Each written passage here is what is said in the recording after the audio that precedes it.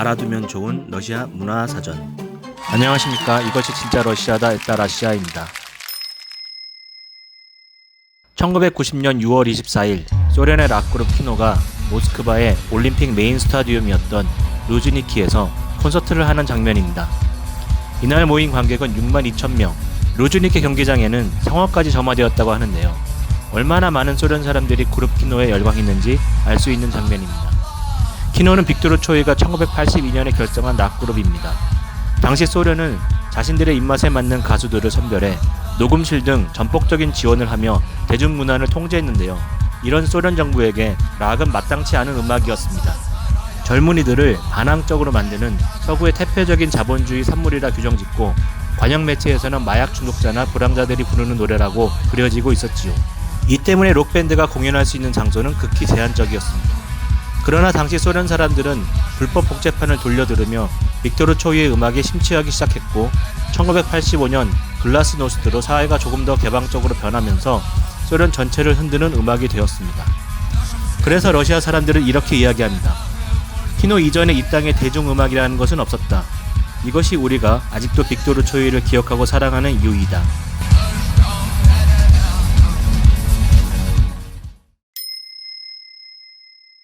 빅토르 초이는 1962년 6월 21일 당시 레닌그라드에서 엔지니어였던 고려인 2세 로베르트 초이와 교사였던 우크라이나계 발렌티나 구세프 사이에서 태어나 외동아들로 자랐습니다. 할아버지 막심 초이가 함경 북도 출신이었고 일제강점기 시절 러시아로 건너가 블라디보스톡에 정착했다고 합니다. 외모는 대체로 한국계인 아버지를 많이 닮았으나 눈 많은 어머니를 닮아 회갈색이었는데요. 그래서 그는 러시아인과 한국인 모두에게 이국적으로 느껴집니다. 한국인의 피가 흐르기 때문에 그 자체로 우리들에게는 동질감이 큰데요. 그래서 한국에서는 한국과 연결시키려는 시도가 많이 있지요. 그러나 그가 민족적 정체성에 대해 이야기를 하거나 노래 속에서 은유적으로 표현한 적은 없었습니다. 다민족 국가인 러시아인의 정체성을 가지고 살았다고 볼 수밖에 없을 것 같습니다. 빅토르 초이는 레닌그라드에 있는 세르프 예술학교에서 미술을 공부했습니다. 미술적으로 감각이 뛰어났던 빅토르 초이는 키노의 앨범 표지를 직접 디자인했다고 합니다. 빅토르 초이가 죽은 후에 나온 키노의 마지막 앨범의 표지를 검정으로만 꽉 채운 것은 표지를 디자인할 초이가 없었기 때문이라고도 하지요. 빅토르 초이는 1980년대 말 소련의 최고 영화 배우이기도 했습니다. 1986년부터 몇몇 작품에 출연했는데요. 그의 마지막 작품이자 주연으로 출연했던 영화 이글라는 1,500만 관객을 모아 당시 최대 흥행을 기록했고 그는 이 영화로 오데사에서 열린 황금주쿠 영화 페스티벌에서 최고 배우상을 수상하기도 하였습니다. 빅토르 초이는 당시 소련 젊은이들 사이에 최고의 우상이었지만 계속 아파트 보일러실에서 일했다고 합니다. 락 음악을 국가가 통제하여 정부의 보조도 받지 못하고 있었고 해적판에 가까운 비공인 음반은 공짜로 복제되어 퍼졌기 때문에 밴드를 유지하기 위해서는 일을 해야 했습니다. 또한 당시 아파트 보일러실은 락밴드들이 비밀리에 공연을 했던 장소이기도 했는데요. 그래서 빅토르 초이는 보일러 수리공의 일을 좋아했다고 합니다. 이런 소박한 삶의 방식 때문에 소련의 젊은이들은 더욱 그에게 친밀감을 느꼈습니다. 그가 일했던 보일러실은 현재 캄차트카라는 이름의 기념감경 클럽이 되어 있는데요. 이곳에는 빅토르 초이의 아내였던 마리안나가 끼지만 그의 기타도 전시되어 있다고 합니다. 상트페테르부르크에 가시면 한번 찾아보시는 것도 좋겠습니다.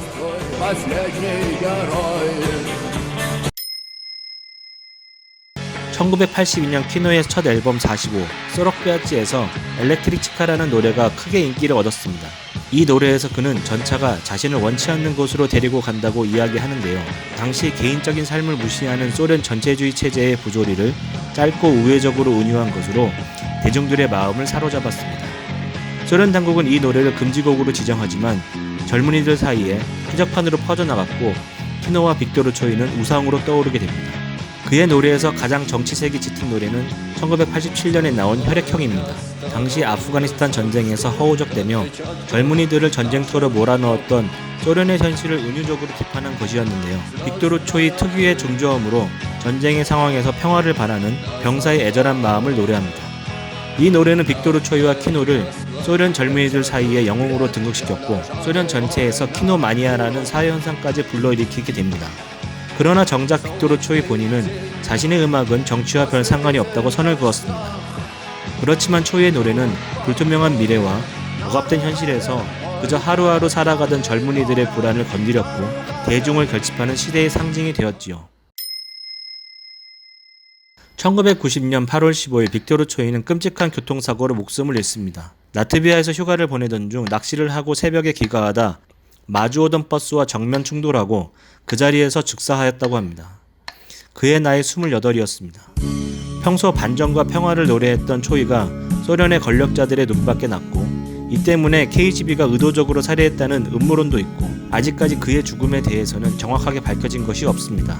사고가 나고 나흘 뒤 빅토르 초이는 상트페테르부르크에 있는 공동묘지에 묻히게 됩니다.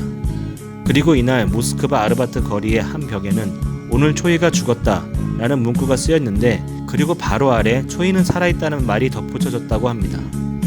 지금도 이 벽에는 빅토르 초이의 팬들이 찾아 그와 담배 한 대를 나누며 그를 기리고 있습니다. 올해로 30주기이지만 러시아 사람들은 여전히 빅토르 초이를 잊지 못하고 있습니다. 심지어 빅토르 초이와 영혼 결혼식을 올리거나 그가 꿈속에 나와 시를 읊어준다고 이야기하는 사람까지 있습니다. 유튜브에 빅토르 초이 음악을 찾아보면 댓글에 올드팬뿐만 아니라 새롭게 팬이 된 러시아의 10대들도 상당히 많은 것을 알 수 있습니다.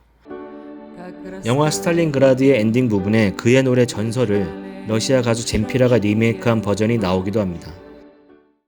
또한 2015년 영화 세바스타폴 공반전에서는 뻐꾸기의 리메이크 곡이 OST로 사용되기도 했습니다. 2017년 빅토르 초이의 탄생 55주년을 맞아 러시아 최대 포털 사이트 얀덱스가 제작한 태양이란 이름의 별 뮤직비디오의 마지막에는 이런 문구가 나옵니다. 얀덱스 뮤직에서 빅토르 초이 노래 재생 시간을 모두 합치면 1000년이 넘는다. 수십 년의 세월을 넘어 현재까지도 그의 노래가 사람들의 가슴을 울리고 어필할 수 있다는 것이 놀랍습니다. 한편 2018년에는 그의 젊은 시절을 담은 영화 렛도가 개봉했지요. 칸 영화제 경쟁 부분에 초청되면서 주목을 받았는데요. 여러 부문의 수상이 점쳐졌지만 안타깝게도 사운드 트랙상만은 수상하는 데 그쳤습니다. 그렇지만 프랑스 일간지 르피가로는 우리의 황금 종려상이라고 극찬하기도 했습니다. 한국에서도 2019년 1월에 개봉되기도 했는데요. 아직 안 보신 분이 계시면 한 번쯤 보실 것을 추천드립니다. 이렇게 빅토르 초이는 여전히 러시아 사람들의 가슴속에 살고 있는 것 같습니다. 1990년 8월 17일 소련의 콤소몰스카 프라브다는 이렇게 그의 의미를 간추렸습니다. 빅토르 초이는 우리나라의 젊은이들에게 다른 어떤 정치인들보다 중요하다. 그는 한 번도 거짓말을 하거나 자신을 팔아먹은 적이 없기 때문이다. 그는 그가 노래 부른 대로 살았다. 그는 록의 마지막 영웅이다. 그럼 진짜 러시아를 알고 싶으신 구독, 영상이 마음에 드셨다면 좋아요를 부탁드립니다. 이상 에따라시아였습니다.